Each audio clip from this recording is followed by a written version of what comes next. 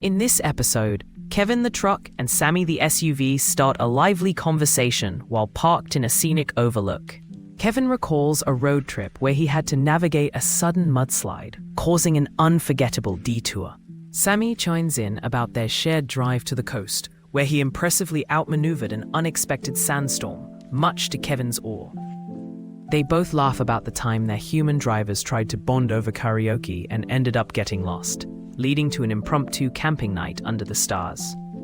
As their stories unfold, they reveal not just the hilarity and mishaps of the journeys, but also the heartwarming connections they build with their humans. The episode wraps up with them bantering about which vehicle truly gets the most thrilling adventures.